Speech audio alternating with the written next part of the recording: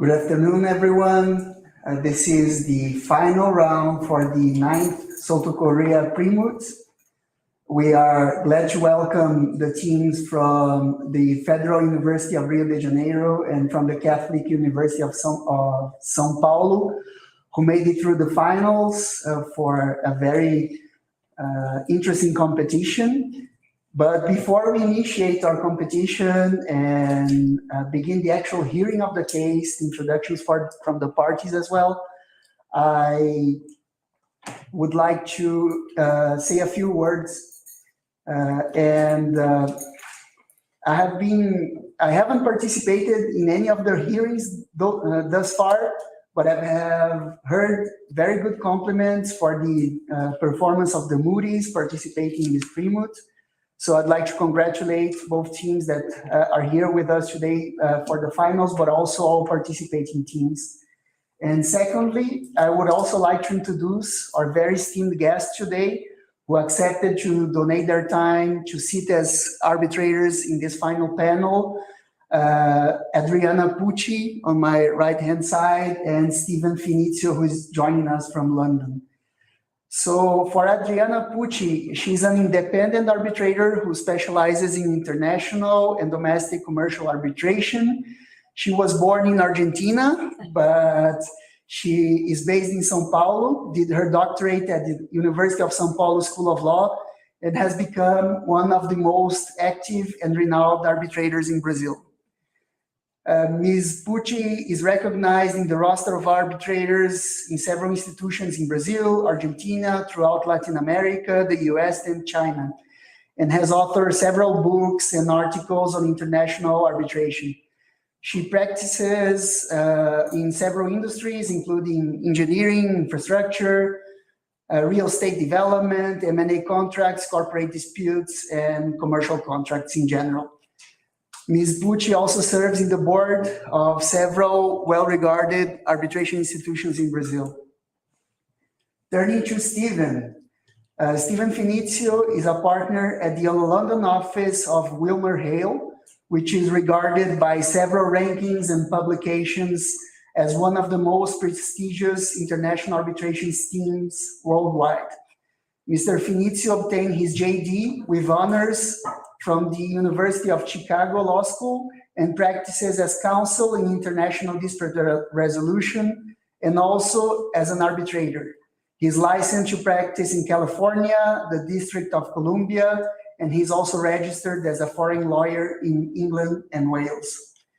Mr. Finizio has advised clients regarding disputes under the rules of most of the well-recognized international arbitration institutions and governed by the laws of several jurisdictions in Europe, Asia, Africa, and the US, as well as under bilateral and regional investment treaties. In his pro bono work, he has assisted a Central European government to draft a new arbitration legislation, and he was part of the team that won a landmark decision in the first freedom of expression case in the African Court on Human Rights and People's Rights in Issa Loha Konate versus Burkina Faso. From my side, I'm Luis Peretti. I'm a partner at Souto Correa Advogados. I work as counsel in arbitration, domestic and international, and I also serve as an arbitrator. I participated in the 2009 edition of the Vismoot as a Moody, and since then, this has become part of my life. And I have also had the chance to arbitrate in the actual moot in Hong Kong in 2017. But before we begin the hearing, I would like to invite Adriana and Steven to say a few introductory remarks if they would like to. Thank you very much, Luis. Good evening, good afternoon to the Gabriel and Victoria from Rio, and to Eduarda and Stephanie from São Paulo. It's a great pleasure to be here and to share this arbitral tribunal with Steven and Luis. And well, good luck to you guys. And I'm very pleased to be here and to hear you. What are you going to hear your performance? Thank you very much. I will echo that. I'm lucky to be here. I wish I were there, actually, rather than sitting at home in London. I wish you the best of luck, but and to make sure that you think about this in the right way. The Viz is spectacular fun, and it's about the experience. You're in the finals of a competition, so it's nice to win, but this is about learning about how to do this and moving forward to enjoy the next rounds. So take it in that spirit. But I wish you both teams the best of luck, and I'm looking forward to it. Excellent, Stephen. So I think we can now start the actual hearing. So I would like to welcome all participants to this hearing on arbitration number 2022-76, administered by the Permanent Court of Arbitration. The parties are Drone I PLC versus Equatoriana Geoscience Limited. Claimant will be represented by the Federal University of Rio de Janeiro. We see Gabriel Figueiredo and Ms. Vitória Amaral on the screen. And respondent will be represented by the Catholic University of São Paulo with Ms. Eduarda Vietas and Stephanie Thompson sitting here at our meeting room. So turning to the actual hearing, I'd like to hear the introduction from the parties, starting with claimants. And I would also like to hear from the parties if they have had a chance to discuss the organization of the proceedings and if they have a proposition to the arbitral tribunal. So starting with claimants.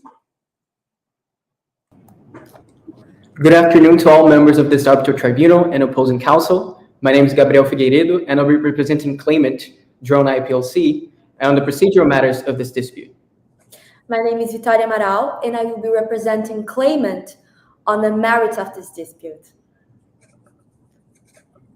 Good morning, members of the Arbitral Tribunal and opposing counsel. My name is Stephanie. I will be representing respondent, Equatoriana Geoscience, in this proceeding on the jurisdictional issues, alongside my co-counsel, Eduarda, who will be representing respondent on the merits of the case. And regarding the time allocation, the parties haven't had a chance to discuss this yet, but it is respondent's proposition that each counsel have 14 minutes to address their main submissions, saving 1 minute for rebuttal and rebuttal. And respondent should start on the jurisdiction, followed by claimant, and then on the merits, claimant shall begin, followed by respondent. What claimant comments on this proposition? We agree with the proposition, Mr. Arbitrator. So, thank you, Mr. Figueiredo. So we'll start the jurisdiction phase of this hearing, in which we'll hear a first argument from each party for 14 minutes, and then saving 1 minute for replies and rebuttals, starting with respondent. I'll now give the floor to Ms. Thompson for 14 minutes. You may proceed. Thank you. Members of the Arbitral Tribunal, respondent has two main submissions in what concerns the jurisdictional issues of this dispute. First, that this tribunal determined that it does not have jurisdiction to hear the case. And second, that in the event that the tribunal determines that it does have jurisdiction, that the proceedings should be stayed or bifurcated. And in order to provide some context as to why these requests should be granted, it is relevant to highlight that the dispute arose out of a purchase and supply agreement concluded between the parties for the purchase of aircrafts by respondent that were to be used for the exploration and development of the northern part of Equatoriana, which is respondent's place of business. Now, despite the arbitration agreement included in the PSA, it is respondent's contention that the requirements for its validity have not been fulfilled, which is why respondent challenges the jurisdiction of this tribunal. Further, during the execution of the PSA, a corruption scheme was uncovered in the state of Equatoriana involving Mr. Field, who at the time was respondent's COO and was the main negotiator of the PSA on behalf of respondent. And in light of this ongoing proceeding, it is respondent's request that this tribunal stay or bifurcate the proceedings. Now, moving to my first submission. This arbitral tribunal does not have jurisdiction since the arbitration agreement is invalid. And in order to analyze this, it is relevant that this tribunal look to the applicable law. And in order to do so, I would invite this tribunal to follow me to page 12 of the case files.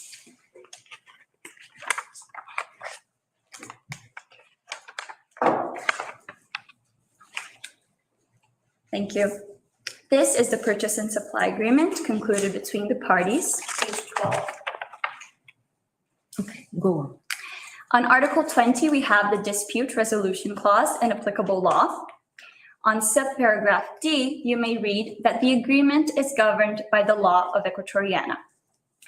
However, in the present case, since the procedural law of Equatoriana, which is a verbatim adoption of the model law, only sets formal requirements for its validity, respondent submits that this tribunal should also look to the substantive law of Equatoriana in order to determine if further requirements have been fulfilled. And in the present case, Article 75 of the Constitution of Equatoriana determines that arbitration agreements that are concluded with foreign parties and arbitrations which are seated in a foreign country must be approved by the parliament in order to be valid. However, in the present case, this approval was never granted by the parliament. Now, claimant will most likely argue that it was the party's intention to submit all disputes to arbitration, and that in light of this intention, this tribunal could disregard application of Article 75. However, as it is the understanding of Professor Bernard Hanotio, the party's intention is irrelevant if the applicable law is blatantly violated, as happened in the present case. This is also what was decided by the High Court of Singapore in 2021 in the Westbridge Ventures case.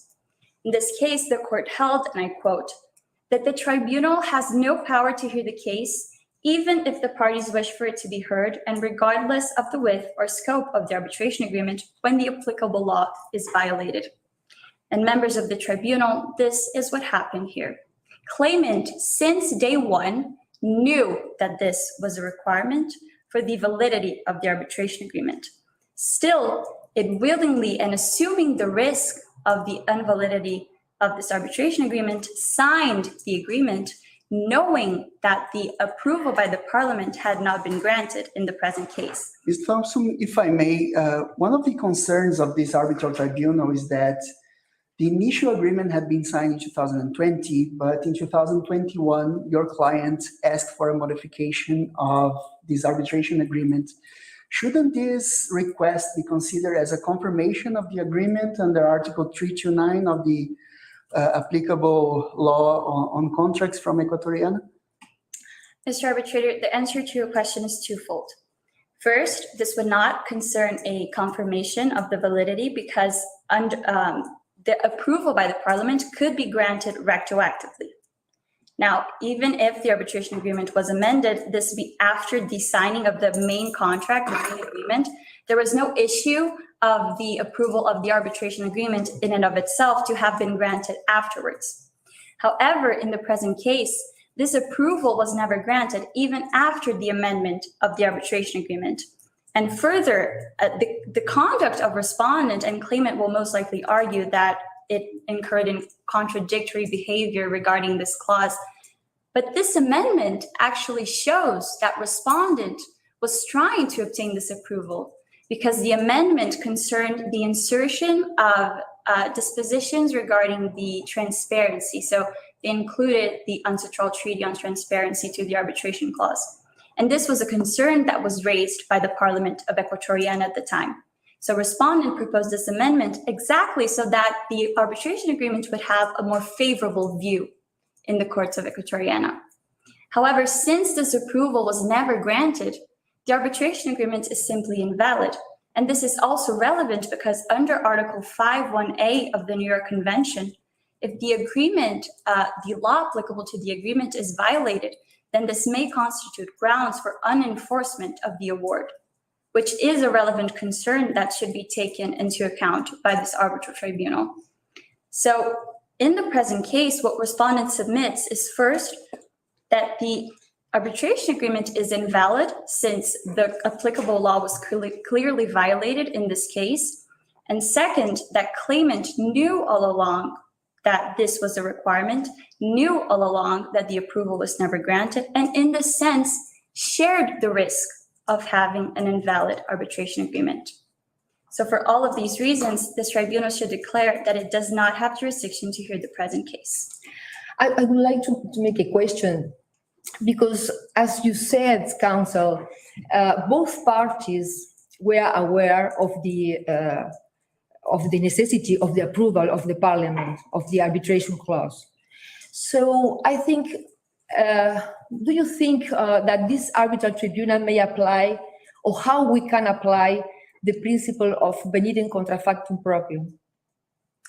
Madam Arbitrator, in this case, then this principle should be applied to both parties, because claimant, after it received its first installment of payments under the PSA, it was no longer concerned of whether the arbitration agreement had been approved or not. So it also incurred in contradictory behavior, not raising this issue beforehand. And in order to demonstrate this, I invite this tribunal to follow me to page 47 of the case files.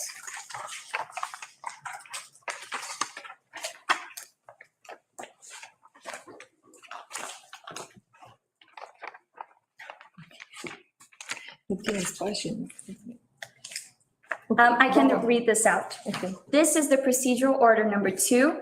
And on clarification 30, you may find on the 4th line from the bottom to the top, on the 5th line, I'm sorry, that in the present case, with the receipt of the advance payment from respondent, claimant was no longer concerned about the issue of lacking parliamentary consent and did not follow up on it despite the information received from Mr. Blins-Chile that no formal consent had been granted before the signing of the agreement.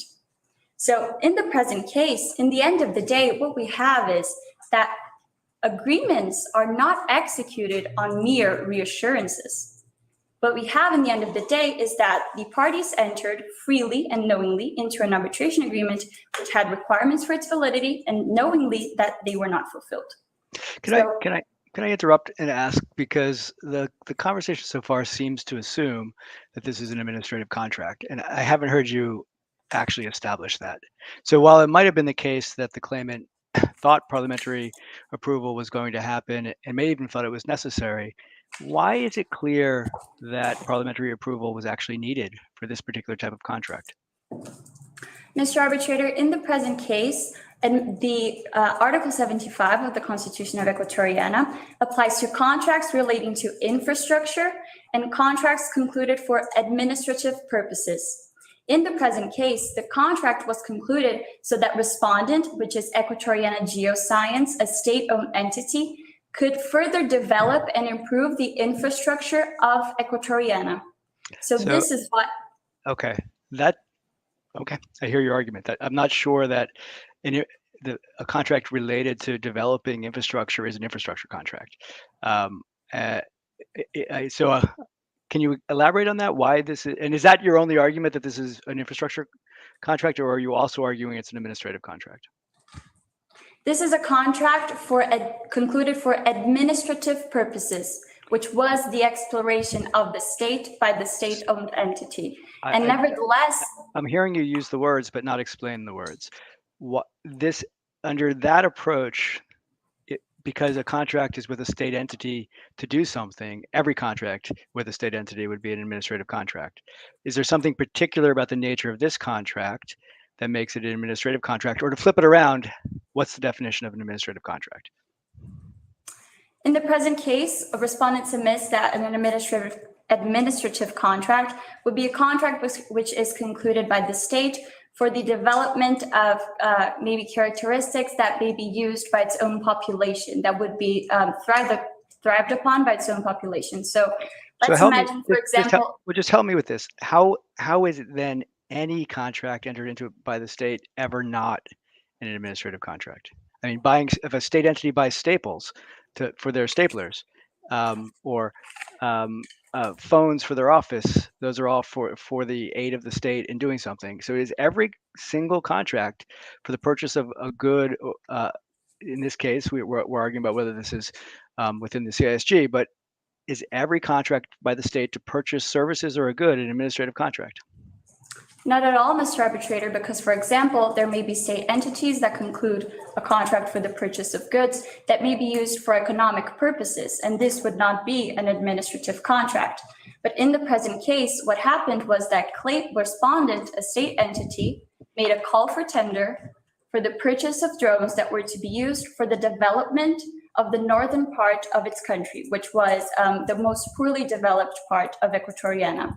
In the sense, this would be as another practical example. If there was a contract concluded by the state of Equatoriana to construct a bridge, then this would be an administrative contract in respondent submission here. But Okay. nevertheless, this was I hear never you. an issue. I hear your arguments. Thanks. I want you to get back on track. So I think you've answered my question. Thanks. Okay, thank you. Now, moving to my second submission. In case this tribunal determines that it does have jurisdiction, then this tribunal should stay or bifurcate the proceedings. Now, first, in order to provide context, Mr. Field who negotiated the PSA on behalf of respondent, is currently being investigated by the state of Equatoriana for corrupt actions. In this sense, since respondent asks that this tribunal determine that the PSA is void due to procurement by corruption, then the findings of the investigations will directly impact this proceeding. And further, there are other two key premises that must be considered by this tribunal when analyzing these requests. The first is that corruption is a public policy issue in the state of Equatoriana. And second, that respondent does not challenge that it has jurisdiction, that this tribunal has jurisdiction to rule on issues of corruption. Now, before I move to the stay and the bifurcation requirements specifically, may I ask for 2 more minutes to conclude my submissions? Yes, go ahead. Thank you. First, regarding the stay of the proceedings. The PCA rules which governs this arbitration do not establish a specific requirements for a stay of the proceedings. Therefore, we should look to what scholars in case law indicate. And what is indicated, for example, by Professors Fouchard, Gayat, and Goldman, is that there must be a prejudicial issue that will be decided in the first stage of the proceedings, so that this could later reduce the scope of the further analysis of the dispute. And this is exactly what we have in the present case. Since the state of Equatoriana is already investigating all of the actions by Mr. Field and whether they were corrupt or not, and in the present case, what this tribunal must decide is if the PSA was procured by corruption, then it would be more beneficial to the parties to await the conclusion of the investigations, which will be at the maximum until the end of 2023. Yeah, but that proceeding will be appellable, right, Mr. Thompson? So we can see how the matters are related, but our concern here would be the delay that it would impose to the proceeding. What can you tell us about that? Respondent does not submit that this tribunal should await for the rest of the decisions by the courts, but merely the end of the investigations by the public prosecutor of Equatoriana. And this would be more beneficial because since corruption is an issue of public policy, if at a later stage we have an unenforceable award because this tribunal did not have the opportunity to rule on the same set of evidence as the state of Equatoriana, then this would not be beneficial to the parties at all.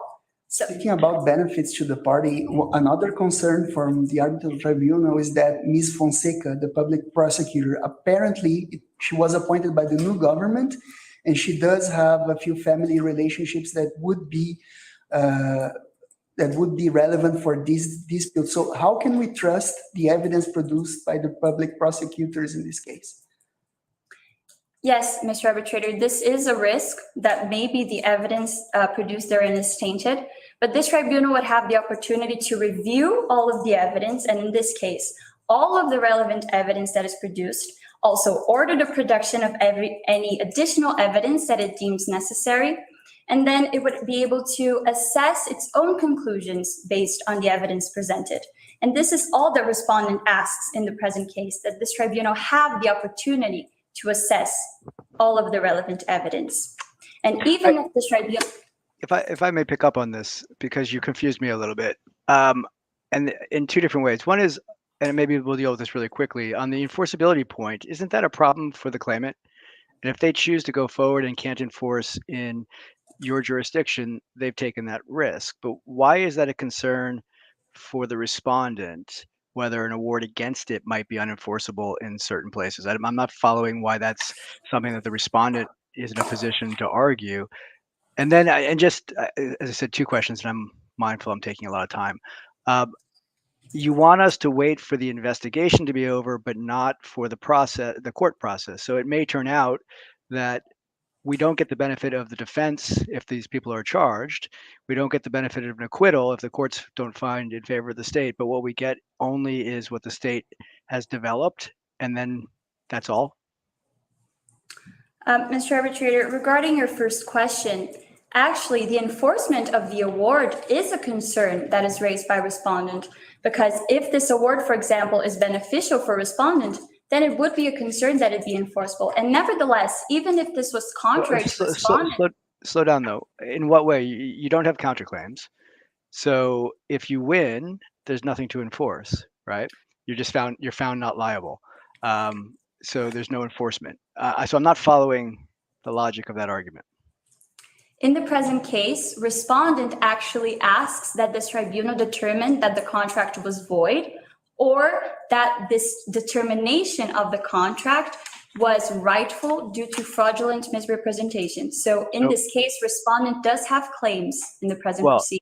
But it doesn't have claims if the public policy objection that you've raised can't interfere with that. You'll either win on those grounds, and if it turns out that there has been a conviction of a finding of corruption, that can't be used to not enforce your win. So I'm not following the logic of how the respondent could ever be prejudiced by the enforceability point. Let's take, for example, if this tribunal determines that the contract was not procured by corruption, ruled on the set of evidence that the parties produce, and it does not determine the stay of the proceedings. And then at a later stage, the courts in Equatoriana, under a different set of evidence, rules that Mr. Field was corrupt. Since under the public policy of Equatoriana, under its Anti-Corruption Act, parties are prohibited from executing contracts that were procured by corruption, then this would in fact be a violation of Equatoriana's public policy, which is a relevant— and the award could not be enforced against you in Equatoriana. So the award cannot be enforced because of the public policy violation in that scenario in Equatoriana. But how are you prejudiced otherwise? Because that's a benefit to you. That means you can use public policy to avoid enforcement. Why don't we leave it? Why don't we leave it? Because I'm mindful that we're using a lot of time. I think I understand your argument. Let's leave it there. Thank you. Could I have 30 seconds to just address bifurcation? Yes. Thank you. Now, even if this tribunal understands that it should not stay the proceedings, then the proceedings should at least be bifurcated. And this is because then this tribunal would prevent the risk of having conflicting decisions and an unenforceable award by first deciding on the applicable law to the merits and the analysis of whether there was a fraudulent misrepresentation or not, until the end of the conclusion on the investigations on Mr. Field. So once again, we would have a situation of a risk and no risk. And in this case, respondent submits that this tribunal should opt for having no risk. So, may I interrupt you? But going to the PCA rules, this arbitral tribunal has the obligation to conduct this proceeding, avoiding cost and delay, unnecessary delay. How can you explain us that you are asking us for stay this proceeding or vacate this proceeding? Because in the present case, the bifurcation would serve exactly this purpose. While we await for the conclusion of the investigations, we could decide on other relevant issues that are also brought by the parties in the present case, such as what will be the applicable law to the merits, since there is a contention that the CISU would not be applicable. And second, if there was fraudulent misrepresentation or not. And this would also demonstrate why all of claimant's submissions should not be granted in the present case. So this would, in fact, be a more expeditious manner of conducting this case and would comply with the PCA rules. Thank you. Thank you. Thank you, Ms. Thompson. We went for almost 22 minutes, which is normal since the Arbitral Tribunal asked many questions.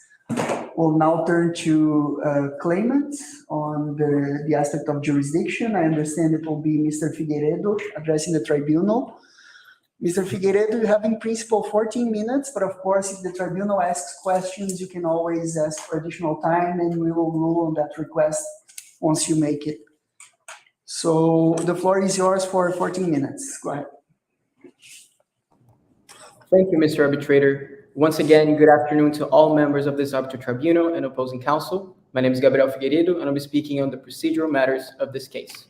First of all, it is important to understand the claimant's submission in the first place is that this arbitral tribunal has jurisdiction to hear the present dispute as the arbitration agreement is valid, and secondly, that the proceedings should not be stayed nor bifurcated. First of all, if considering the default rule of the New York Convention, the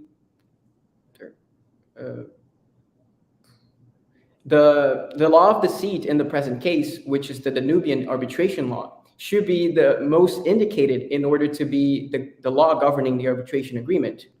In this sense, the only requirement for the arbitration agreement to be valid is to be in writing, which is under the option 1 of the trial model law, which was ratified by both parties. However, even if this tribunal is not convinced that the Danubian arbitration law is applied to this present case, if we consider the Equatorianian law to be applied, the response would be the same. The arbitration agreement would still be valid for 3 main reasons. Firstly, it is important to understand that respondent is evoking its national law, its constitution on Article 75, in order to avoid the arbitration agreement and states that it's not valid. However, that is not the opinion from Professors Gary Bourne and Emmanuel Gaillard, since both parties understood beforehand when the negotiations were being held that the arbitration would be the means of settling disputes arising from this present case. Secondly, the request of parliamentary approval was a duty of respondent, since it was the party who has more intimacy with the state bureaucracy and the laws governing it. On the other hand, claimant would not be able to accompany all the proceedings in regards to parliamentary approval. And in order to back up this opinion, I would like to read arbitral award, a final award from the same court of arbitration, the PCA, Balkan Energy versus Ghana. And I quote from the final award: "The tribunal also notes that submission of the arbitration agreement to Parliament for consideration and approval could only be at the instance of the respondent, and the claimant had no role or competence in the matter." And I repeat, no role. In this sense, it is relevant that claimant would not be able to accompany all the parliamentary status on the voting. If I may interrupt, I'm struggling to understand why that matters. One side never can control whether the other side agrees to something. And if the other side requires 2 signatures, for example, and only supplies 1, and 2 signatures are required, you never have the ability on the other side to force that. So the fact that the claimant had no control over it, what's the relevance to it? It's just a fact that you always have. When you require consent, you can't force the other side to consent. You have to make sure, if they don't consent, they don't consent. And here, what I'm hearing is they had no ability to force that. Fine. What's the relevance? Yes, Mr. Arbitrator. The consent in this case is in regards to not the importance of the parliamentary approval, but in fact the information given from respondent to claimant in regards of that approval, and how was the status on the vote and the importance of it for the enforcement of the... I get what they were being told, but what they were being told is we expect it to happen, but they knew it didn't happen. And so just as if there was, let's say that the minister didn't sign, but someone in the government kept saying, he's going to sign, don't worry about it. He's going to sign, don't worry about it. Till he signs, there's no consent. Here, to the extent the parliament was required to approve, they might have been told it was going to happen. They might have had no control over it, but they knew it didn't happen. And so where does that get us? Where does what they were being told and their lack of control get us in the analysis? Yes, Mr. Arbitrator. In that sense, I would like to take this tribunal to a page in the recordings on page 18, if you could please kindly follow me, to the written statement of Horatia Porter in paragraph 9. Is this tribunal with me? Yes. In paragraph 9, is starting from the public signing. I would like to quote: "The public signing of the agreement took place in the context of the visit of an official delegation from Mediterranean, and Mr. Bluntschli told me that he saw no problem in that, since the minister had assured him that the parliamentary approval was just a formality and would be forthcoming after the Christmas break." And my quote. Okay, you're still in the same place. This is one person on the claimant side telling another person on the claimant side that the minister, not parliament, had said it was going to happen in the future. So I think we're going in circles a little bit, but what is the relevance in the end to this? Does the claimants accept that parliament had to sign this? Yes, Mr. Arbitrator. Claimant understood that the parliamentary approval was indeed necessary. However, since the minister is an important figure in the other part, he is the chair of the supervisory board, and the information given by him to us is necessary for us to understand how the parliamentary vote is going. If we cannot rely on the information given by a respondent, it is difficult for a claimant to understand if the parliamentary vote was indeed given. What is the relevance of the claimant's understanding? That's what I'm struggling with. What does it matter what the claimants understood? If there's an objective requirement for something, whether the claimant understood it was going to happen or not, if it didn't happen, what is the relevance of the fact that the claimant hoped it was going to happen or had an understanding it was going to happen soon? I'm not sure what the claimant's knowledge, where does that fit into the legal analysis that you're asking us to consider? Yes, Mr. Arbitrator. In fact, it's because respondent is trying to allege that they do not believe that their arbitration agreement is valid now because they do not want to submit these proceedings to the arbitration agreement. However, it is not of claimant's knowledge that this would not be settled through arbitration.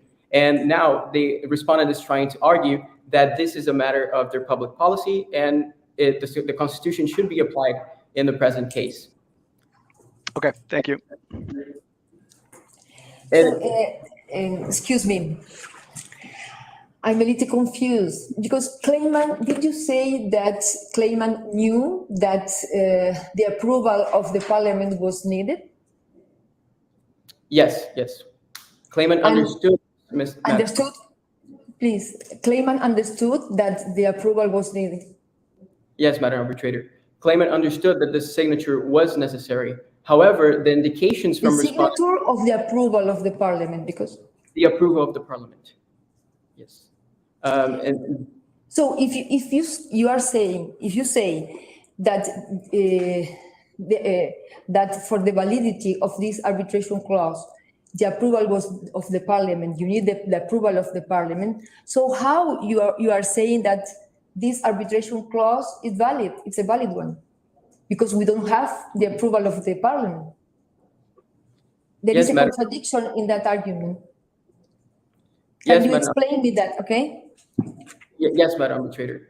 The indications from respondent throughout the case and the negotiations were that the arbitration agreement was valid and that the parliamentary approval was already given since the scheduled voting was postponed and the claimant did not have the knowledge of that. And since there was no notification from respondent, claimant understood that the agreements were already being settled. And in order to prove that, I would like to remind this tribunal of the amendment made by Ms. Queen and that the minister was an important person in the negotiations, and it was a reliable source of information for claimant to rely on. And since that, claimant understood fully and completely that the arbitration agreement was valid because the parliamentary approval had already been given. In order to proceed to the second phase of this proceedings, I would like to indicate that the staying or bifurcating of these proceedings should not happen in the present case due to two different reasons. First, it would create more delays and costs to claimant and would be very detrimental to claimant's business.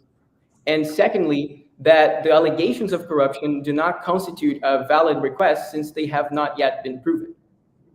In the first case scenario, that claimant did not have, claimant had more time to wait until the proceedings have been concluded, it would be an annual output of the 6 drones that claimant is negotiating currently with respondent, and that is the whole output and revenue for the company in a whole year, which would affect claimant's business completely. Secondly, there's no evidence of corruption as respondent might have invoked, that Mr. Field was caught in the corruption of other cases, and they're not related to the purchase and supply agreement currently being disputed. Thirdly, the efficiency principle, which is a cornerstone of international arbitration, would also be attacked due to the fact that it would not be an efficient way of settling these disputes, because the investigations would be held and they would be terminated probably in 2024, as stated by respondent. If these criminal investigations were to be proven, as respondent would invoke, it would not taint the purchase and supply agreement in any way due to the presumption of severability of the purchase and supply agreement and the arbitration agreement. So there are two different agreements, and there are no direct claims of corruption to the arbitration agreement in the present case. And also the burden of proving these allegations rely on respondent, as the case MOL versus Croatia would indicate to this tribunal that the duty to prove is on the defendant's side. In this sense, respondent would be responsible for getting and gathering this proof and presenting to this arbitral tribunal. Speaking of proof, Mr. Figueiredo, if I may, you just mentioned that there's no evidence of corruption, but I noticed in the record, I think it was in Mr. Kramer's witness statement or somewhere else, that your client proposed introducing a merger clause or an entire agreement clause due to the actions or in a decision that was related to Mr. Bluntschli's conduct of the negotiations. So shouldn't we assume that your client had at least some degree of suspicion of the fact that there were corrupt practices going on? Isn't that an indication that you knew something while you entered into the agreement? Yes, Mr. Arbitrator, there are signs of corruption on parts of Mr. Fuel in other contracts, and not the present case. And the suspicions are only suspicions in this scenario. Whether this has not been proven yet, it cannot be taken into consideration in these proceedings. As in fact, on the procedural order number 2, if this tribunal could please follow me to page 49 in the procedural order number 2.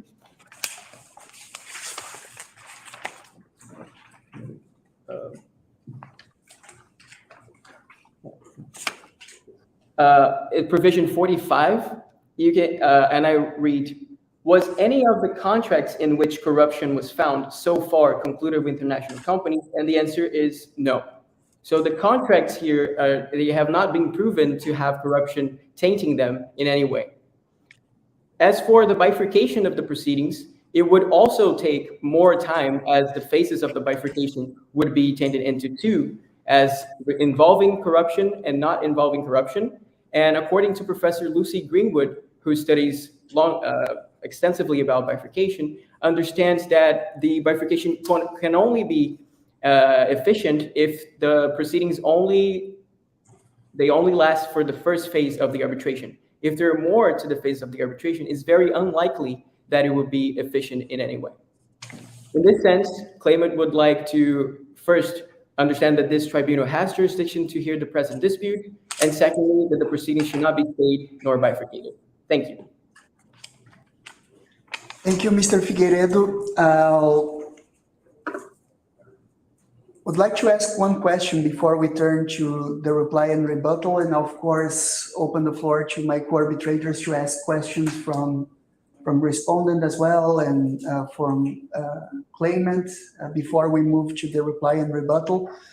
But one point in your argument that I would like to go back to is that you framed the discussion about the validity of the arbitration agreement into two potentially applicable laws, which are the law of the seat of the arbitration, the law of Danubia, and the law of Equatoriana. And your argument relating to the law of Danubia is of interest to this question. I'd like to ask, well, you mentioned that the law of Danubia only has a requirement that the arbitration agreement should be in writing. But are we speaking in this case about a matter of the formal validity or the validity of the arbitration agreement itself?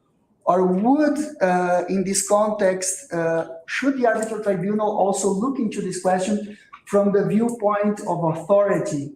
Because in order to sign a valid arbitration agreement, one party has to have authority, and I would like to know from which law that would derive. For instance, in some cases, that party would have to be authorized by a board of directors. And in this case, we are discussing whether a SOE from Equatoriana would be authorized to execute an arbitration agreement, failing authorization from the parliament. So do you think that this angle from the authority standpoint is relevant for this case? And if so, what would be the applicable law for this tribunal to ascertain whether respondents' representatives have authority to enter into the arbitration agreement?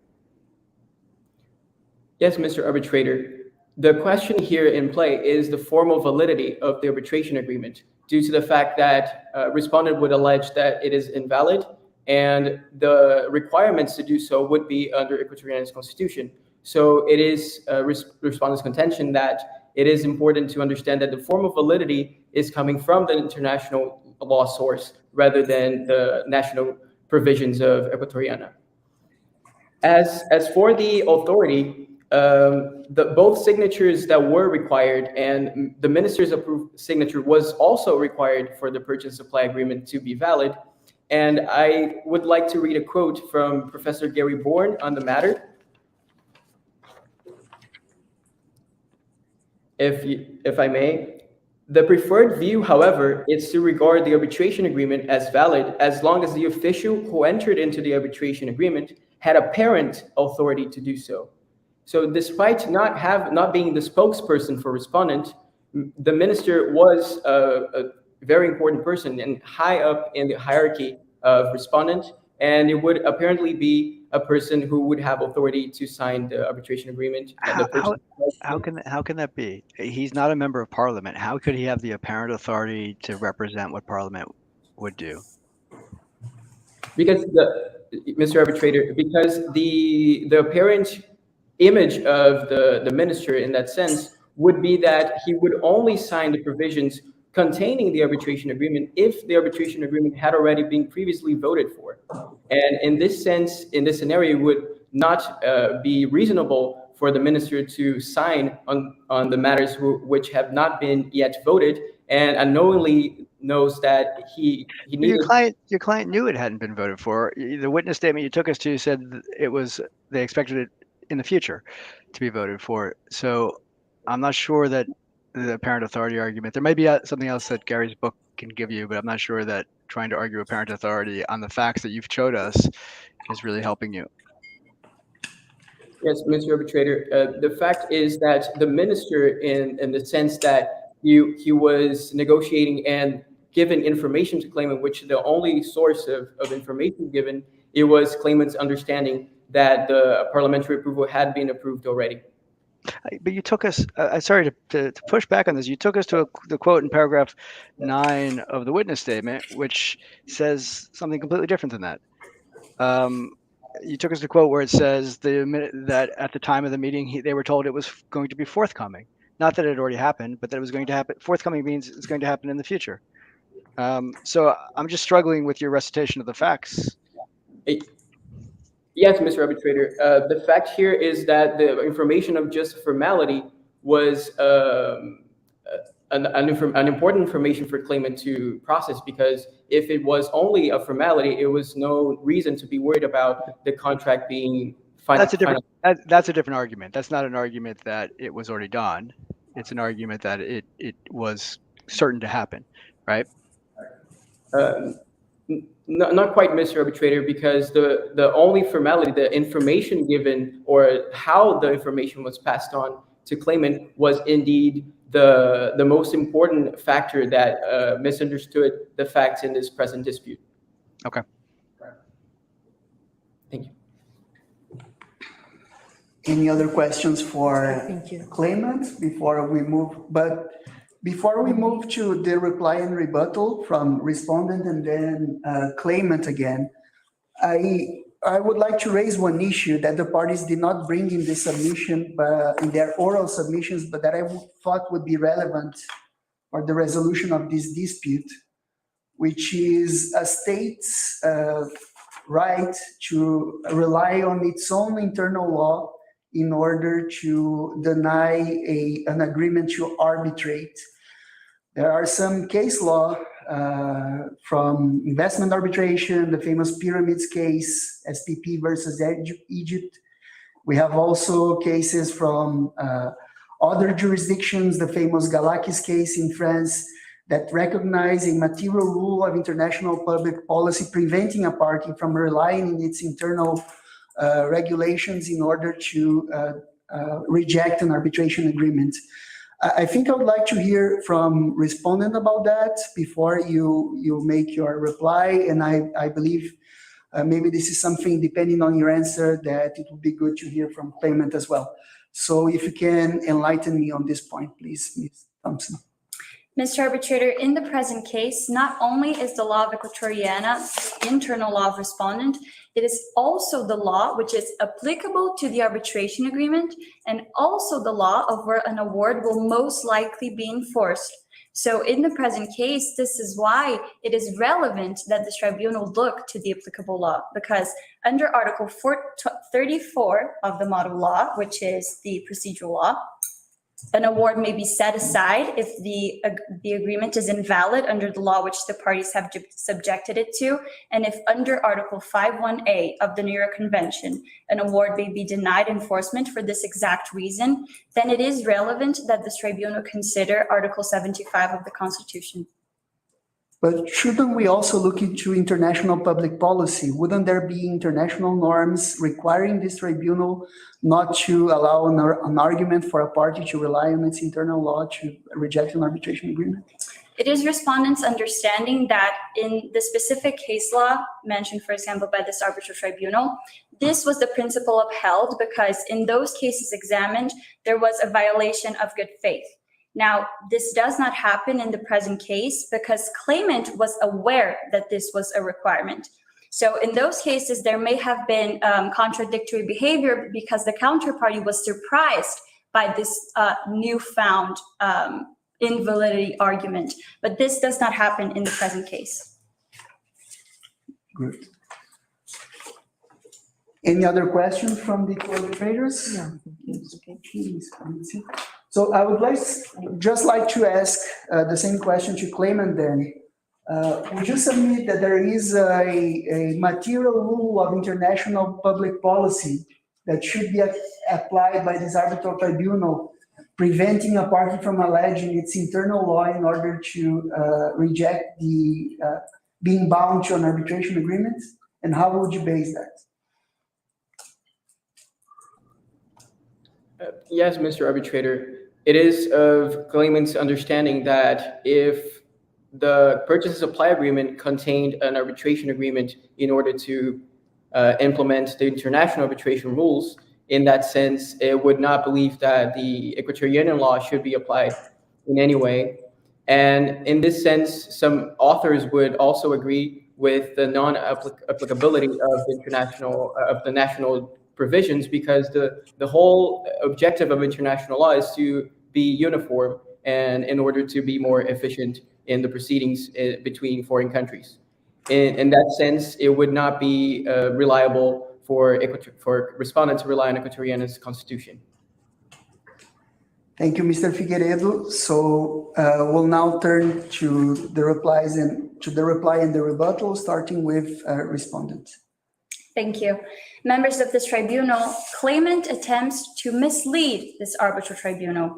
In the sense, opposing counsel stated, and I quote, that claimant did not know that the parliament approval was not obtained. However, on page 47 of the case files, it is stated that Mr. Blancchilli, who was claimant COO, was aware that the debate in the parliament had been canceled and that there was no official consent from parliament. Further, if, as was claimed by claimant, that the burden of proof is upon respondent, then yes, respondent should be able to produce all of the necessary evidence that it needs to prove its claims. So if this is the logic applied by this arbitral tribunal, then the proceedings should be stayed. Thank you. Thank you, Ms. Thompson. Mr. Figueiredo, you have 1 additional minute. Thank you, Mr. Arbitrator. It is a fact that the parliamentary approval was indeed necessary under Equatoriana's constitution. However, the duty to inform and the duty to cooperate, which is under the jure droit principles, was not fulfilled by respondent in that sense, due to the fact that there was contradictory information given from the minister and all the employees of respondent involved in negotiations. Thank you. Thank you, Mr. Figueiredo. So unless there are further questions from the tribunal, which I assume is not the case, we'll move to the merits phase of this hearing. We'll start with claimant. So Ms. Amaral, you have initially 14 minutes, so please go ahead. Thank you, Mr. Arbitrator. Good afternoon, esteemed colleagues, members of this tribunal. My name is Vitória Amaral, and today I will present claimant's position on the merits of this dispute. The CISG provides a severe threshold for termination and avoidance of contracts. However, respondent within a context of social and political turbulence is trying to bypass those requirements and avoid the purchase and supply agreement. Against this backdrop, claimant has 2 merit submissions. First, that the CISG governs the purchase and supply agreement, herein as the PSA, and second, that respondent cannot rely upon its Article 3.2.5 of its International Commercial Contract Act, herein as the ICCA, to avoid the purchase and supply agreement. To come to the first submission, the CISG establishes in its Article 2E a list of goods whose sale excludes the application of the convention. Claimant submits that the air vehicle sold cannot be considered aircraft within the sense of Article 2E CISG. To come to the first submission, aircraft for the CISG embodies a primary function of transportation. According to professors Schwenzer and Ferrari, only aircraft with such primary function of transportation can be considered only air vehicles which embody such primary function of transportation. Shirley, I'm sorry, I was not able to. Sorry, Ms. Amaral, please go ahead. Go ahead. Oh, There was an unexpected noise here, sorry. no problem. So, according to professors Schwenzer and Ferrari, only air vehicles which embody such primary function of transportation can be considered aircraft within the sense of the CISG. The interpretation according to the word and systematic position also leads to this understanding. The word and systematic position, according to Professor Schwenzer, is the first step at interpreting the CISG, which is, in the present case, the semantic concept of the word aircraft within the convention's autonomy and its placement in Article 2E. The word aircraft in Article 2E is placed alongside ships, vessels, and hovercrafts, which also embodies a primary function of transportation. In this sense, the principal destination of the air vehicles in this present case was not a primary function of transportation, but was indeed a matter of surveillance, as enlightened by respondent at its introduction in the procedural issue. This particular destination was the reason why respondent entered into the purchase and supply agreement and into the contractual relationships.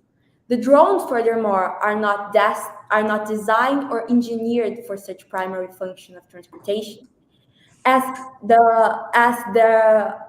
shape and location of the payload base evidences that the primary function is to surveil.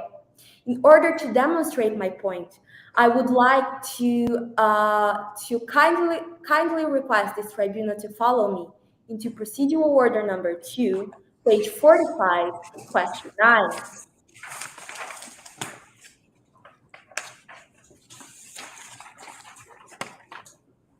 Is this tribunal with me?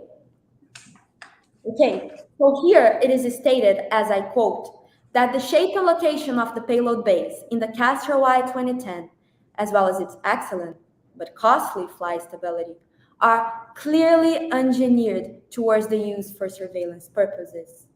In this sense, the primary function was surveillance, as the drones were engineered and designed for such primary function, and as respondent claimed that respondent entered into the contractual relationship because they wanted a product that surveilled. Can I interrupt and ask two questions about this? Surely. I take your point that these were engineered and primarily built for surveillance. Does it matter that your client seems to have emphasized the ability to transport things as part of the sales of the drones and the amendments to the original negotiation positions, or does it only matter to us what it could really do as opposed to what your client might have said it could do? And slightly different question, but again, just thinking about the background facts, does it matter to us that the contract refers to it as an aircraft? Mr. Arbitrator, at this present case, the CISG, in its Article 7, establishes that the convention has to be interpreted autonomously. In this sense, independently than the meaning of the word, the use of the word aircraft at the purchase and supply agreement. The matter that must be enlightened is whether or not these air vehicles can be considered aircrafts within the sense of the CISG, because the convention has an autonomy of interpretation. And at the present case, the air vehicles have not a primary function of transportation, in a sense that they cannot be considered aircrafts within the sense of the CISG. And so it shouldn't matter to us if your client might have suggested that they could carry things. We should look at what they really could do as opposed to what might have been said. I beg to differ, because the mere ability to transport things is not enough to qualify an air vehicle as an aircraft in the sense of the CISG, as it needs to embody a primary function of transportation, as enlightened by Professor Schwenzer, but particularly by Professor Ferrari. Nonetheless, the use of this kind of vehicles with its small payload base to cargo delivery over short distance would also make no commercial sense, as cargo delivery drones have larger payload base and are 30% cheaper, according to the same procedural order as before mentioned. Therefore, the drones sold by claimant cannot be considered aircraft within the sense of the CISG, as they do not. If I may, I take your point regarding transportation. I think it's well understood, but you just quoted Article 2E of the CISG, and you did mention earlier that it also contains a reference to vessels. So I'd like to know from your perspective, shouldn't the drones at least be considered a vessel? Or if not, what would consist in a vessel in accordance to Article 2E of the CISG? What would be those? I would like to refer again to a case, namely the Birch case. The Birch is a kind of a ship that is considered a vessel, but it is considered within the borders of the CISG, because the Birch also has a primary function of transportation. The watercrafts mentioned in Article 2E CISG also needs to embody a primary function of transportation to be considered excluded from the scope of the convention. In this sense, even at the case this tribunal considers the drone a vessel, it would not embody a primary function of transportation, and it would not be considered a vessel within the particular interpretation of the CISG. Concerning the second Excuse me, Mrs. Victoria. I don't remember well when the CISG convention was adopted. I don't remember, but I think I'm quite sure that at that time we didn't have drones. So nowadays, can we understand or enlarge the word aircraft under the CISG convention? The interpretation of the word, the wording aircraft under the new circumstances of the world, because when the convention was signed, of course, there were no drones at that time. So nowadays, can we use aircraft as, what can we interpret aircraft in a large manner? Yes, we could interpret it larger if this kind of vehicles have a primary function of transportation. But at the present case, this enlargement would be unable to embody the drones at this particular circumstance because this requirement is not set. Concerning the second main argument of respondent's presentation, respondents cannot rely upon its Article 3.2.5 of its ICCA in order to avoid the purchase and supply agreement. Respondent at the letter of 30 May avoided the purchase and supply agreement and on the basis of a so-called serious misrepresentation on the quality of the Castro I 2010. Relying upon such provision, respondent avoided the contract on the behalf of Article 4 CISG. Article 4 CISG establishes that the convention is not concerned with matters of validity. However, at the present case, the issue that respondents claims to be a fraudulent misrepresentation is indeed a matter of, at max, nonconformity. The CISG, in its chapter 2 of the third part, regulates exhaustively the questions of nonconformity, as it emphasizes that the goods must conform with the quality, quantity, and description provided in the contract, establishing also remedies for such situations. Primarily, even though the drones sold by claimants were state-of-the-art, because in order to be state-of-the-art, there is an availability requirement, and they also conformed with the minimum requirements at the tender, in such a manner that a misrepresentation did not happen.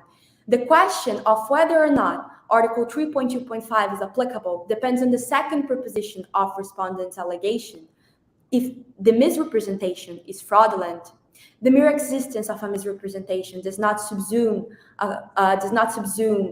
a question of validity that would exclude the application of the convention.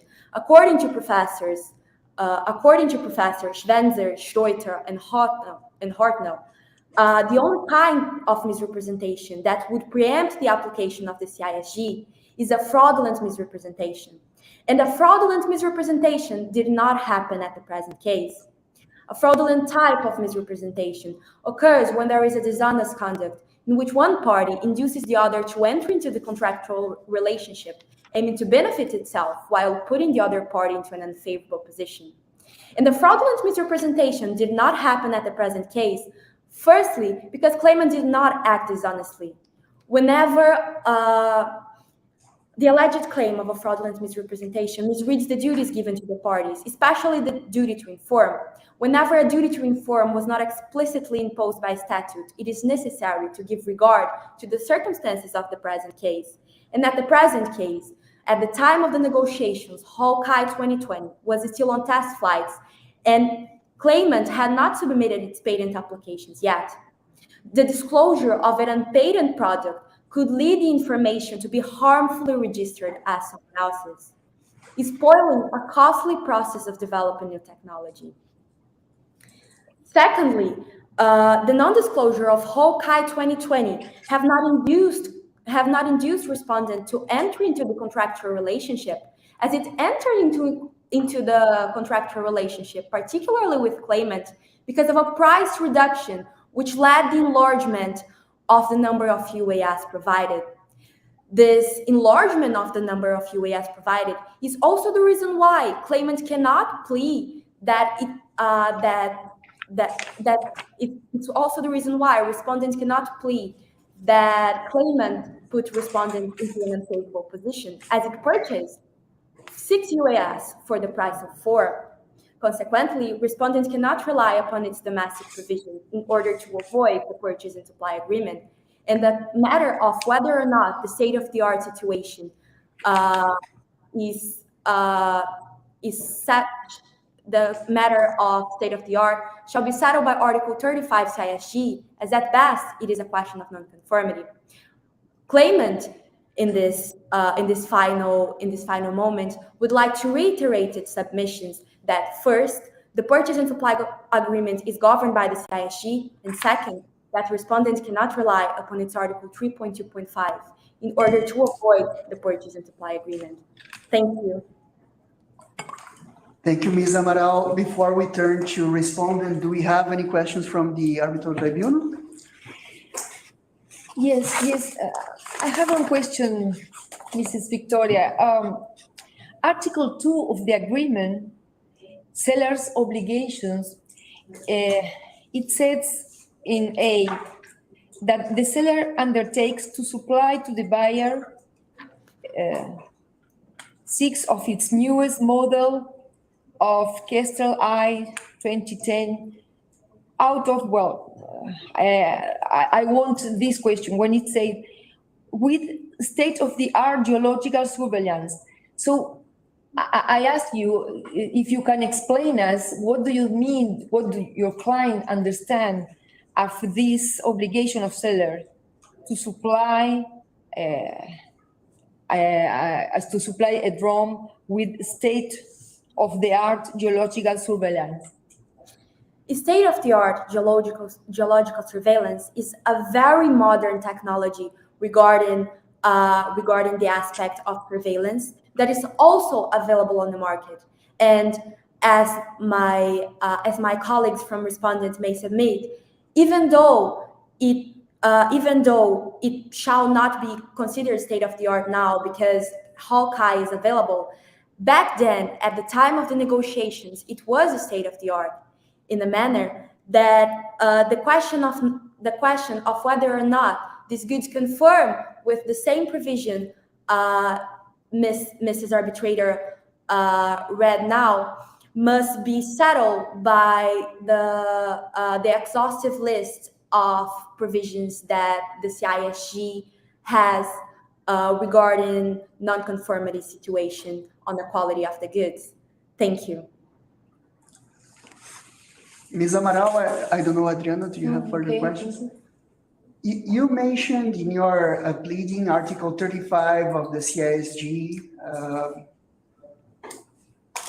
indicating to this arbitral tribunal that it would be relevant to ascertain the conformity of the goods. However, I realized by looking at the CISG that Article 35 comes in a section that is related to the delivery of the goods and handling over of documents.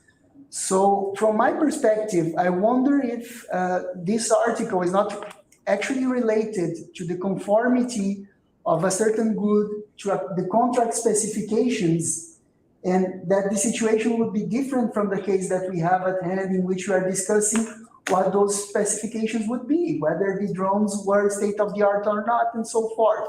So what can you tell me about the application of Article 35 to this dispute that would give me some comfort in using it to resolve the matter at hand? I beg to differ, Mr. Arbitrator, because at Article 35, it is stated that a fundamental breach could resort to the avoidance of the contract. And at the present case, a fundamental breach did not happen, as respondent have not give the seller right to cure. In this sense, I would like to reiterate my submission regarding the second part of your question that is indeed related to the case application regarding such article. And my pleading is that the case does actually apply, as it is a question of the quality of the goods, is a question of the conformity on the quality of the goods. That is also a remedy provided by the CISG in this whole part of the seller obligations that also embodies questions of nonconformity. Thank you. Thank you, Ms. Amaral. So we'll now turn to respondents. Ms. Vietas, tribunal will hear your argument for 14 minutes. Go ahead. Good afternoon, members of this arbitral tribunal. My name is Eduardo Vietas, and in the following 14 minutes, I'll address respondent submissions on the merits of this dispute. But before I start, it is important to emphasize that although claimants try to demonstrate that the CSG is an elastic document, respondent will prove that it cannot be stretched beyond its essential design. And in order to do that, I will address respondent submissions in the same order that claimant presented, stating that first, the CSG is not applicable to the contract. And second, even if this tribunal considers that the CSG is applicable, it shall deem that the remedy of Article 3.2.5 of Equatorial Domestic Law shall be concurrently applicable to the CSG. Now, going to my first submission, the CSG is not applicable to the contract. This happens because this contract governs the sales of Crystal Ice, and Crystal Ice must be considered as aircraft and therefore be excluded from the CSG under its Article 2E. In this sense, claimant states that the only requirement to exclude an aircraft under Article 2E of the CSG is according to its purpose given by the parties. However, this is not correct because Professor Ferrari, the same that opposing counsel brought, analyzes the commentary of the drafters of the convention of the reasoning of this exclusion. And the purpose is not one of them. And to better show that, do you have the CSG on your computers? So please. You can share it. Okay, perfect.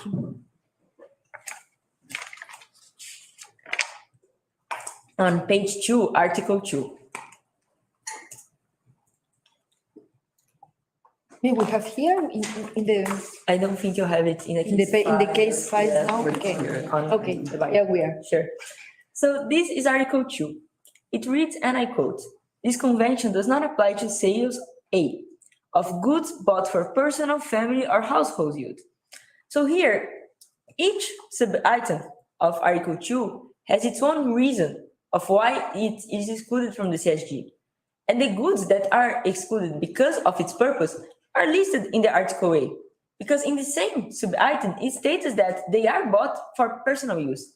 So the intended use that the parties gave to the good is expressed in the letter of the convention as a criteria for the exclusion.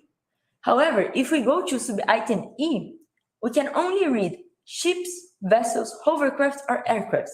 So here, differently than sub-item A, we do not have the purpose that the parties gave to the good as a reason for its exclusion.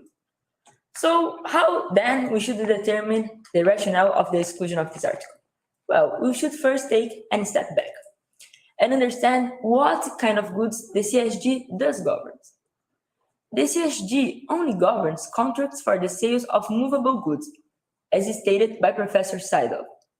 A movable good is when the full transfer of ownership of the goods occurs automatically between the seller to the buyer without interferences of any third parties. However, when aircraft is at issue, this transfer of ownership sometimes does not occur automatically because there is a registration requirement for that aircraft in some domestic laws. Seeing that problem, the drafters of the convention, in a meeting in which the chairman was Professor Loew, they come up with 3 solutions to that problem. First, to include every aircraft in the convention, but with the problem that maybe the full transfer of ownership would not occur. Second, to exclude every aircraft from the scope of the convention. And 3, to exclude only registered aircraft from the scope of the convention. Looking at those 3 options, the drafters picked option 2 and decided to exclude every aircraft from the scope of the convention. And that is because they guided the decision on Article 7.1 of the convention, which is the need to apply the CSG uniformly. This article was brought for claimant, but it was not correctly applied to the present case. And in a situation in which some aircraft has the need to be registered in some domestic law, other aircraft does not have this need to be registered, we have here a non-uniform treatment to these goods. So we cannot apply the CSG uniformly if those criteria vary. And this is precisely what happens in the present case, because the Crystal I are subjected to different criteria for its transfer of property among many jurisdictions. And to show that, I would like to direct this tribunal attention to page 46 of the case files.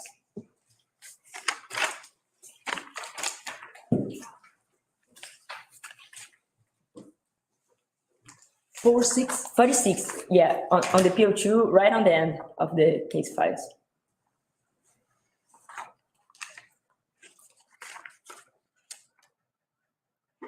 Are you there? Yes, just Sure. So to the clarification 20, it reads, and I quote, why was the Crystal Y 2010 not required to be registered in the 4 other jurisdictions the Crystal Y 2010 had been exported to so far? In 2 jurisdictions, no registration requirements existed for drones. In the other 2 jurisdictions, the drones were delivered to the police force for which the existing registration requirements did not apply. So here, the Crystal Y are treated differently in many jurisdictions, and that's why it simply cannot fit under the 4 corners of the CSG. Because of that, the Crystal Y is excluded from the CSG, and the CSG should not apply to this contract. Now, Ms. Vietas, in international law, we have several references to aircraft. For instance, we have the Tokyo Convention of 1963. Aircraft is a particular subject of international law because it's an extension of the countries of origin's territory, and it has a special treatment. Do you understand that under international law, unmanned air systems or drones are treated the same way as aircraft? Should be considered the same from the viewpoint of international law? an interesting point of your question is that you bring that this Tokyo Convention imposes some requirements for aircrafts. And it's precisely because of that that the CSG wants to exclude that, because of these special requirements that varies.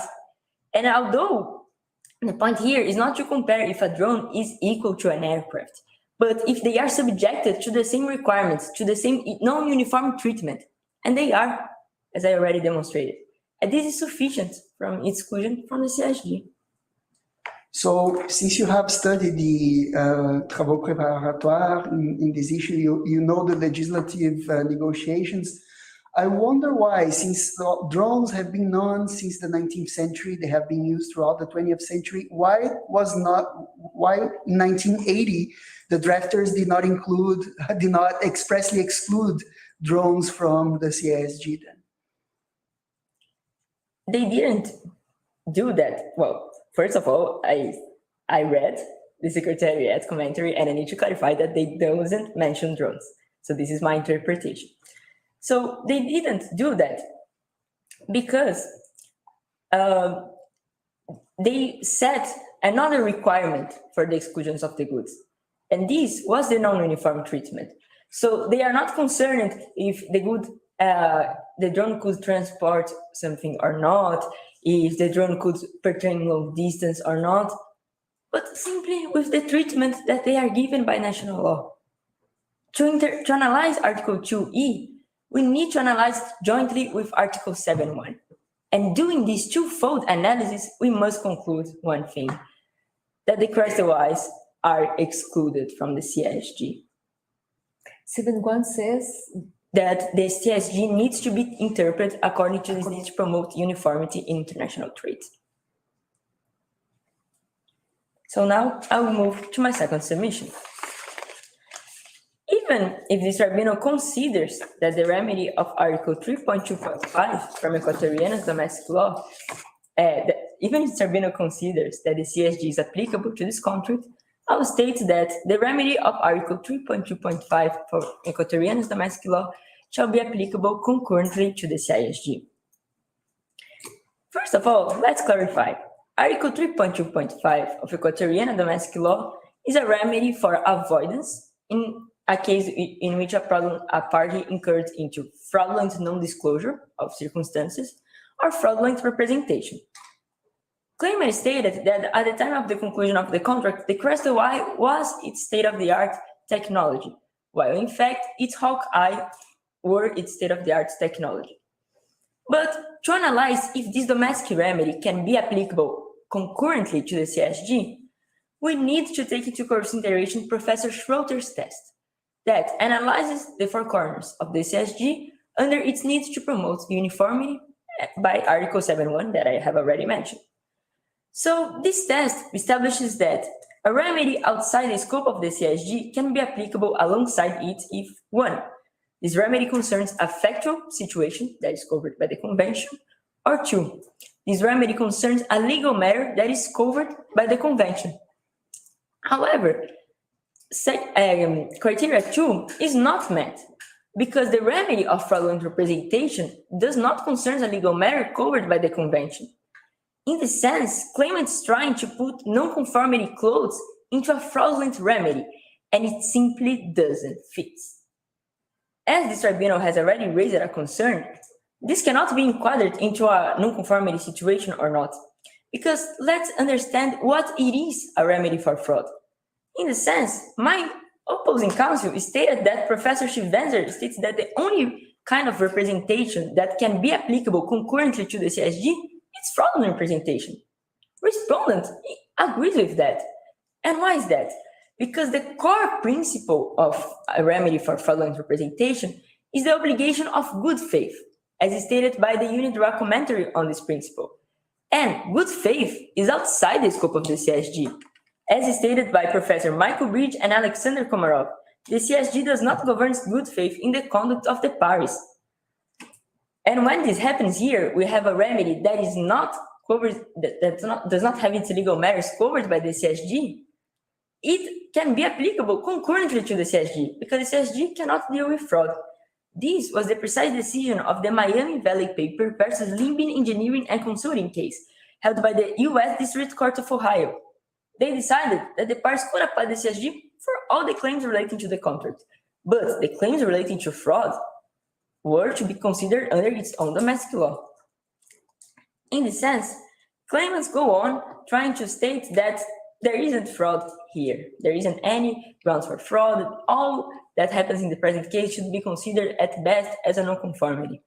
This is not true because as I have already stated earlier, this remedy also protects a fraudulent non-disclosure of circumstances. And let me interrupt for a second. Isn't one of the issues here whether this really is fair to characterize this as a fraud claim, or whether it's a question of whether domestic law is trying to increase the disclosure obligations that otherwise would apply under the CISG, which is different than fraud. And can't it be argued that what domestic law can't do is increase or alter the obligations of disclosure under the CISG, particularly when there's a definition of fraud that isn't one that is one that we would often see in most jurisdictions as a traditional fraud. What they're saying here is in certain types of contracts, you've got to tell more, which we're calling that fraud, but that seems a little bit loose. That's not fraud. That's a disclosure obligation that's being enhanced by domestic legislation. May I have 2 more minutes to answer this question? Yes, go ahead. Thank you. So, I like the fact that you think it's going to take 2 minutes. well, I'm just preparing this tribunal. So, yes, I understand your concern. The CSG promotes a duty to disclosure. But when once we apply a remedy that is out the scope of the CSG, we need to analyze the duty of disclosure that this remedy from the domestic law applies under the domestic law standards. Let me go there.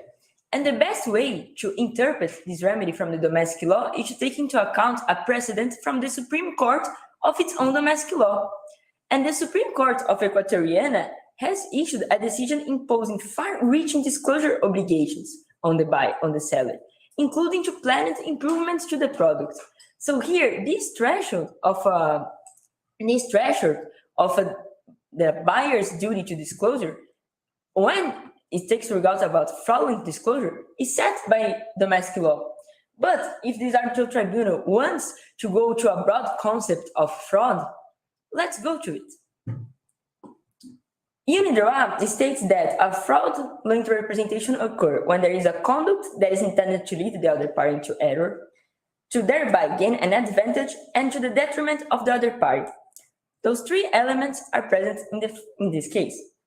So claimant had a conduct that is intended to lead the other party into error because on the contract, respondent ordered drones to be delivered between 2022 and the end of 2023. However, the Hawkeyes would be ready to be delivered in 2022. So claimants should have disclosed that because they could have delivered that. And to show that, I'd like to direct this tribunal attention to page 45 of the case files. While you're doing that, can you also address the fact that, from my recollection in the evidence, there was discussions about the fact that one of the reasons why the claimant was able to deliver on this schedule and at these prices was they were going to use some of the drones that they had recovered through this insolvency procedure. Sure, I'll address that. So here, on clarification number 14, right on the end of from the second line, from bottom to the top, starting with if respondent have bought the Hawkeye 2020, claimant would have been able to deliver 3 Hawkeyes 2020 in 22, which is precisely the time that respondent wanted to have its drones.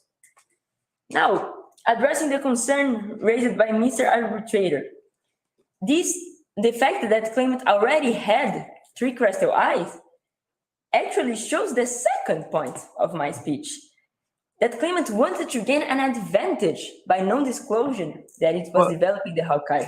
Well, okay, but at the same time, there's a transparency here, and that's what I'm concerned about. We can now, in hindsight, argue that something that was not yet ready, in hindsight, would have been ready, and you've made that argument about the Hawkeye. But if there was a transparency about the fact they were using certain models was a way to meet the economics and the schedule, how can we turn around and call that a misrepresentation? I mean, if the claimant says, we can lower our price and guarantee you that we'll get this on time because we're going to use 3 drones that we've recovered from an insolvency proceeding, isn't it difficult to turn around and say that they somehow were seeking an advantage or were misrepresenting something? Can I have 1 more minute? Sure. Well, it could be interpreted like that if claimant incurred into a full transparency.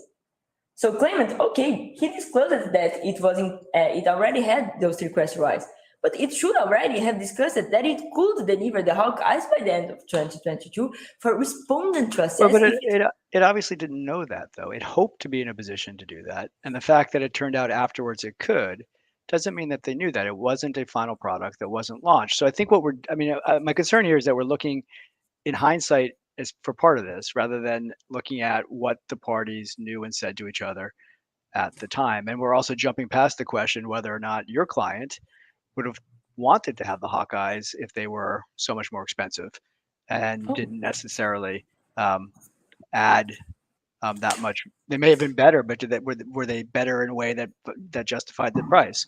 So I think we're mixing perspectives and times, but I'm also mindful that, speaking of time, that we're getting close to the end. Sure. No, but I'm liking your questions. Can I have Can I have? Yes, of Thank course. you. So, okay, here the third element is again brought by Mr. Arbitrator. Respondent suffered a detriment for its non-disclosure. And to show that, I'd like to direct this tribunal attention to, well, the same page, 45, clarification number 17, right in the bottom of the page. It reads, and I quote, would respondent have profited from the additional functionalities of Hawkeye 2020? And the answer is yes. So members of this tribunal, just to... You have skipped over the question of whether they were willing to pay the extra price for that benefit, but we'll let it go. It is respondents that should be the one to assess if they could or not could pay the extra price. They should have seen the options. It have to decide it or not. It's not claimant that is the one that should decide that for respondent. But just to finalize that, here claimant brought some allegations that there isn't fraud. Respondent brought some allegations that there is fraud. The only way to assess if there is an actual fraud is to apply the remedy for fraud of Equatoriana domestic law.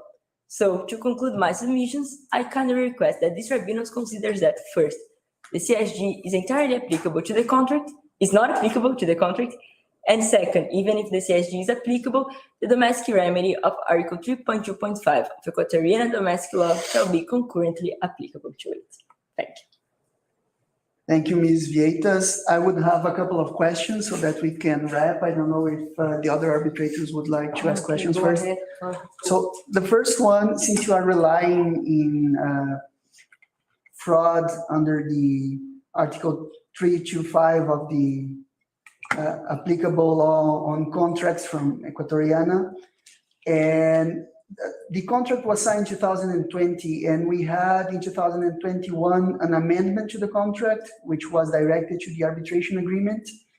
I would like to know your position as to whether a contract tainted by fraud could be confirmed under Article 329 of the law on contracts, and whether this amendment to the arbitration clause would or would not constitute a confirmation of the contract previously done. Let me see, 329, confirmation.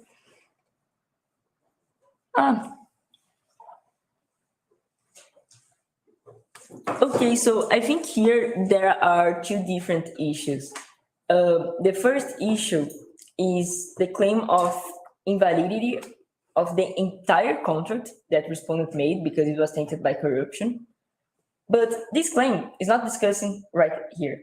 We are only discussing that claimant incurred into fraudulent representation over the quality of the crystal eyes.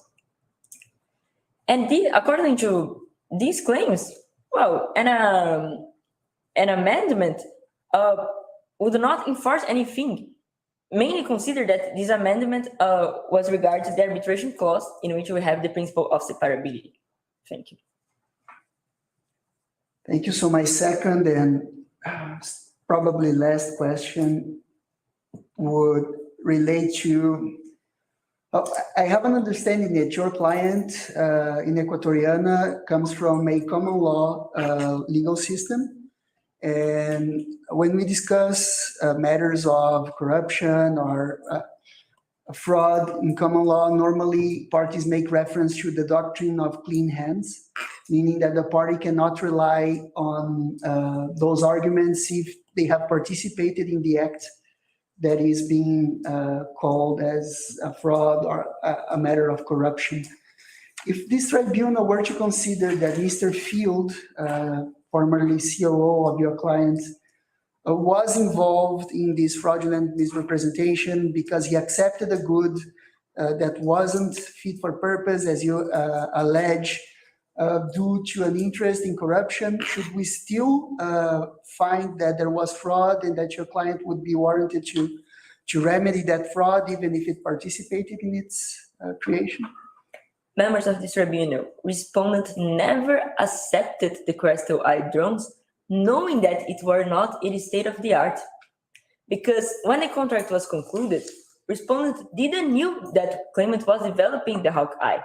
It only knew 3 months after it, on February 2021, on the airshow release. And right after that, on March 22, respondents' representative entered in touch with claimant, instead reclaimed that, saying we're not going to accept them. We wanted your state-of-the-art drones, but you gave us your old model. So respondents never participated into that fraudulent representation. Well, thank you. That would be all from my side. I think we can move to claimant's reply.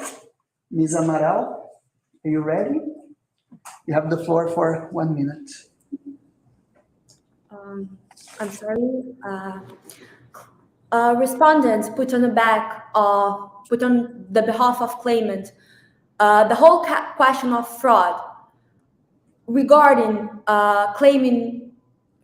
claiming about non-disclosure. However, if respondent felt that the whole the whole non-disclosure was such a bad bargain, then it should have inquired claimant if it has new technology. So here I will rapidly quote the PL2, where it is said that it was a generally while no details were available regarding the availability and the new drones produced by respondent, it was generally known in the market that claimant was developing a new UAV. And respondent, however, had never specifically asked claimant whether the latter was developing the new UAV. In this sense, claimant disregards the buyer beware principle, in which, in order to avoid a bad bargain, it should have inquired claimant about this position. Thank you.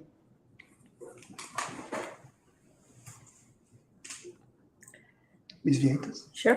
Members of this arbitral tribunal, my client wrote in his contract, I want state-of-the-art aircraft.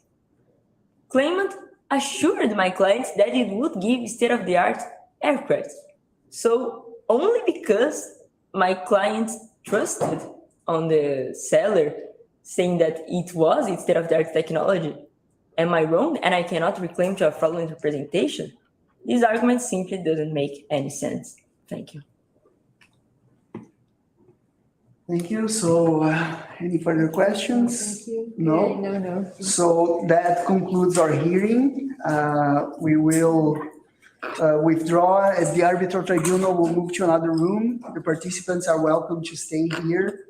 We'll deliberate on the pleadings and then we'll come back for the announcement of the result. Since this is a final, you will not be getting feedback, but I'm sure that your coaches are watching this and you'll be able to draw all the lessons that you find of use. So that's a wrap for now, and let's meet you in a few minutes. Thank you. Thank you. Thank you. Thank you.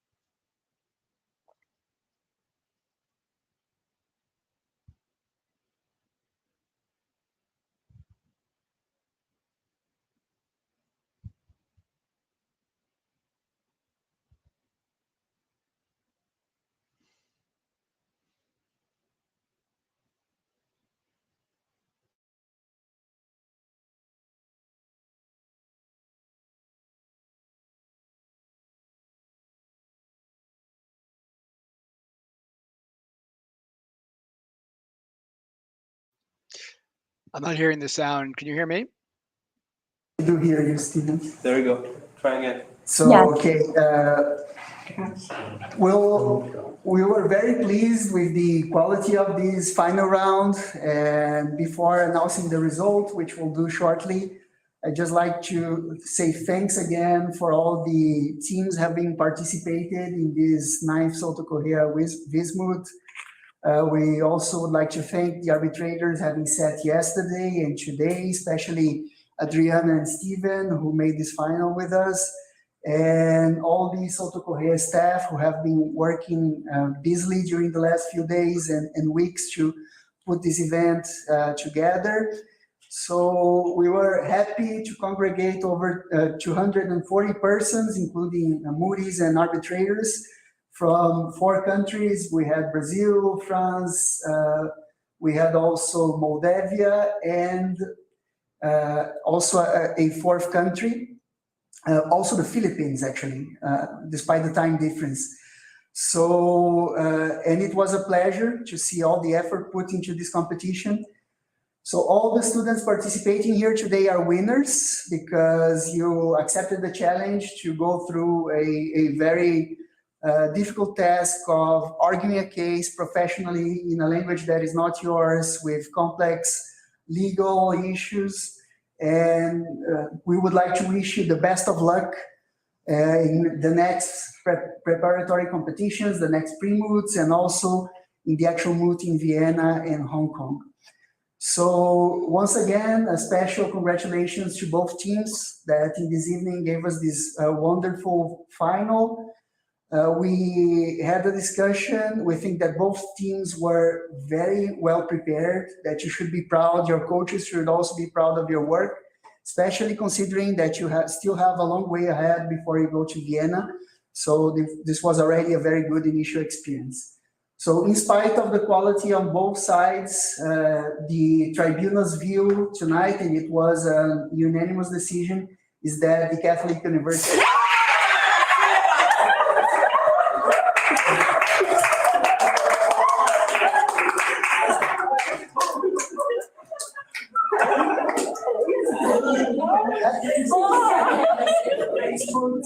See you all